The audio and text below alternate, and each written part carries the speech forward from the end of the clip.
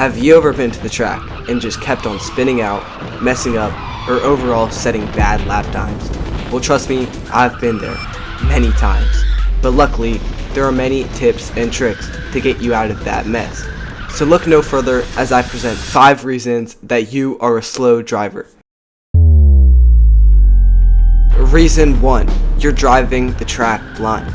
You're not actually driving the track blind, but you're just not aware of your surroundings. In karting, you want as much repetition as possible so you can keep on setting consistent lap times. But a mistake I see a lot of drivers make is braking and turning in at different points for that corner. These drivers do not have brake markers and just brake on feel. Braking by feel can lead to inconsistencies and messing up a lot. A way to help this is by setting brake markers. Brake markers are reference points where you can start braking to make sure you know you can make that corner. This dramatically helps consistency. An example braking marker I have is this red and white barrier on the right. As soon as I'm getting close to that, about maybe a half a second behind, I will start my braking. This ensures that when I reach the corner, I will exactly know when and where to brake. Reason 2.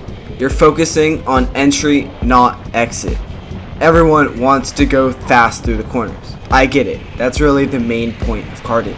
But when people are carrying way too much speed through the entry, it is sometimes seeming fast, but is actually killing your lap times. When you carry too much speed through that entry, you are really killing your exit speed. For example, if you're turning onto a straight and you're not prioritizing the exit, which is probably the most important thing, that can add seconds of crucial time. On those straights, you want to be exiting as fast as you can instead of entry fast. Reason 3.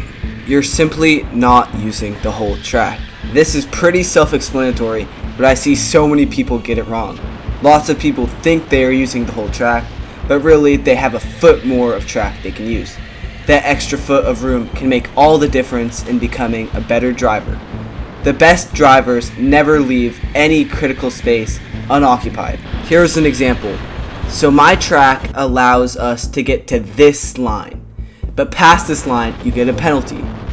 But on every lap, you want to be using just the amount of space they give you to keep on carrying as much speed as possible. Reason number 4. You're turning the wheel too much. This might sound counterintuitive, but fast drivers do not rely on the steering wheel as much as you think. If you watch high-level kartings, I'll play one on the screen right now. You can see that this guy is making all of the corners, but his steering wheel is barely moving. It might seem crazy at first, but with practice, you can get it. That's because there's a lot of rotation that doesn't come from the steering wheel. Instead, it comes from weight transfer, especially on the brakes. When you brake correctly, the weight shifts forward, the rear gets light, and the cart naturally wants to rotate. But if you miss that, you end up trying to force the cart to turn the wheel, and that's when you lose the valuable speed. Reason number 5, you are too tense and tight. I see so many people, when put in race scenarios, just choke up and get tense. When you are driving tense, you grip onto the wheel as hard as you can. I personally call it death gripping the wheel, and that's exactly what you don't want. When you're death gripping, you're just gripping it so hard that you don't even focus about anything else. And plus, it tires out your hands really fast. You want what's called light hands. Most of you have probably seen the F1 movie. And you probably have seen Sonny Hayes running around the complex with a tennis ball in hand. You might not know what that is for. The tennis ball is to train your hands not to grip on too tight. It's called the light hands technique. Tightness can lead to stress and quickly cause way more fatigue to lead to slower lap times. When you are loose and not trying as hard, that's when I find my quickest lap times. Bonus tip, you gotta stay consistent. Obviously, you're never gonna get faster if you're not going to the track.